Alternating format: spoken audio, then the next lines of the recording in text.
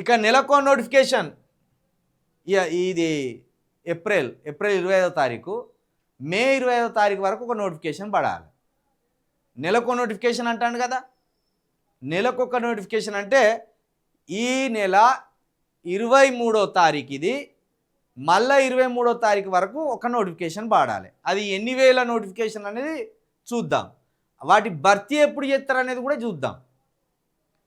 కసరత్తు చేస్తున్న టీజీపీఎస్సీ 2500 పోస్టుల భర్తీకి చర్యలు. చాలా పెద్ద భర్తీ నింపుతాను. 2500 పోస్టుల చాలా పెద్ద భర్తీ ఇది.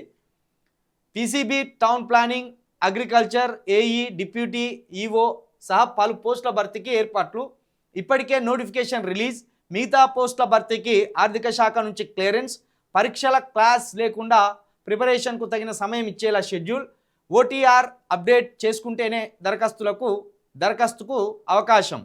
ప్రభుత్వ ఉద్యోగాల కోసం ఎదురు చూస్తున్న నిరుద్యోగుల కోసం ఇకపై నెలకో నోటిఫికేషన్ ఇచ్చేలా Telangana public service commission TGPSC పక్కాగా ప్లాన్ చేస్తున్నది. నోటిఫికేషన్ జారీలో జాప్యం జరగకుండా, అభ్యర్థులు ప్రిపరేషన్కు ఇబ్బంది పడకుండా ఉండేందుకు కసరత్తు చేపట్టింది. ఇప్పటికే ఆర్థిక శాఖ నుంచి క్లియరెన్స్ వచ్చిన సుమారు 2500 పోస్టులకు సంబంధించి నోటిఫికేషన్ ఎగ్జామ్ షెడ్యూల్ రూపొందించే పనిలో కమిషన్ అధికారులు నిమగ్నమయ్యారు. రాష్ట్రంలో చాలా రోజుల తర్వాత టీజీపీఎస్సీ తెలంగాణ పొల్యూషన్ కంట్రోల్ బోర్డులో ఖాళీగా ఉన్న అసిస్టెంట్ సైంటిస్ట్ అనాలిసిస్ట్ గ్రేడ్ 2 పోస్టుల భర్తీకి ఇటీవల నోటిఫికేషన్ రిలీజ్ చేసింది. ఈ నెల 27 నుంచి అప్లికేషన్ల ప్రక్రియ మొదలు కానుంది. త్వరలోనే అదే పీసీబీ విభాగంలోనే మరో 6-7 రకాల పోస్టులకు నోటిఫికేషన్ ఇచ్చేందుకు చర్యలు ప్రారంభించింది. వీటితో పాటు కీలకమైన టౌన్ ప్లానింగ్, అగ్రికల్చర్ ఆఫీసర్ల, వివిధ శాఖల్లోని అసిస్టెంట్ ఇంజనీర్, ఏఈ పోస్టుల భర్తీకి లైన్ క్లియర్ చేసింది. విద్యాశాఖలోనూ డిప్యూటీ ఈఓలు, డైట్ లెక్చరర్లు, బీఈడి లెక్చరర్ల పోస్టులతో పాటు ఆర్టీసీ, సివిల్ సప్లై విభాగంలోని పలు పోస్టుల భర్తీకి కమిషన్ అన్ని ఏర్పాట్లు పూర్తి చేస్తున్నది. పరీక్షలు క్లాస్ లేకుండా షెడ్యూల్. ఇది ఒక కుట్ర అనిపిస్తుంది. ఇది వేస్తారో ఏరో తెలియదు కానీ ఇప్పుడు ఆర్టీసీ కార్మికులు సమ్మెకు దిగింది కదా, పుష్కున ఇదే టైంలో నిరుద్యోగులు ఎక్కడ సమ్మె చేస్తారో ఈ 2 సమ్మెలను హ్యాండిల్ చేయడానికి ప్రభుత్వానికి తిప్పాలా, కాబట్టి ఒకటి ముందట ఎత్తే నిరుద్యోగులు చదువు పనిలో పడతారు అనే కుట్రపూరితమైన చర్య అని అనిపిస్తుంది నాకైతే. ఒకవేళ నెల రోజులలో కనుక నోటిఫికేషన్లు వేస్తే మన అనుమానాలు పోతాయి. కానీ ఇది పక్కాగా కుట్రనేనా? ఇది ఏకకాలంలో 5-6 సమ్మెలకు అవకాశం ఇయ్యేది ప్రభుత్వం. ఒక సమ్మె లేచిందంటే ఇంకా ఎవరెవరైతే నిరాశవాదులు ఉన్నారో, అసంతృప్తులు ఉన్నారో వాళ్ళని బుజ్జగించే ప్రయత్నంలో కొన్ని చర్యలకు దిగుతుంది ప్రభుత్వం. ఇగో ఇప్పుడు ఇట్లా నిరుద్యోగులను బుజ్జగించే ప్రయత్నానికి దిగినట్టు అర్థమవుతుంది.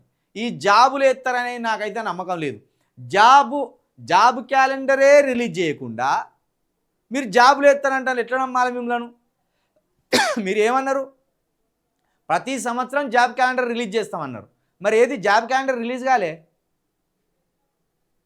జాబ్ క్యాలెండర్ రిలీజ్ కాకుండా మేము జాబులు వేస్తామని నమ్మిస్తాను ఎట్లా? అది మళ్ళీ నెలకో నోటిఫికేషన్ అట.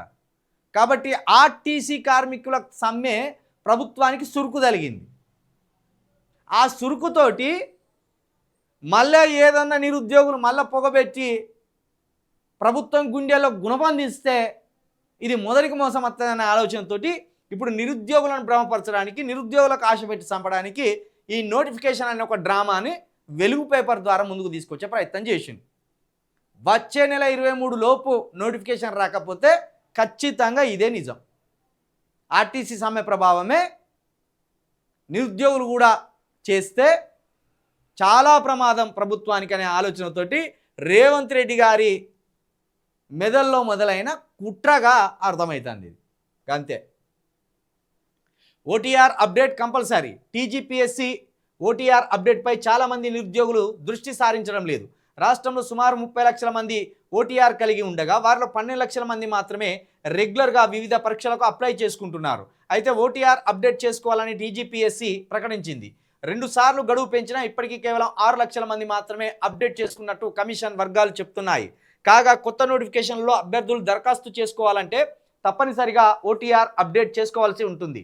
వరుస నోటిఫికేషన్లు వచ్చే అవకాశం ఉండడంతో అభ్యర్థులు తప్పనిసరిగా ఓటీఆర్ అప్డేట్ చేసుకొని ఉండాలని కమిషన్ అధికారులు సూచిస్తున్నారు.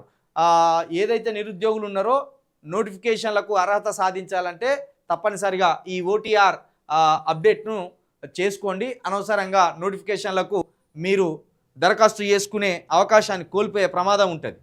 తప్పకుండా ఓటీఆర్ చేసుకోండి.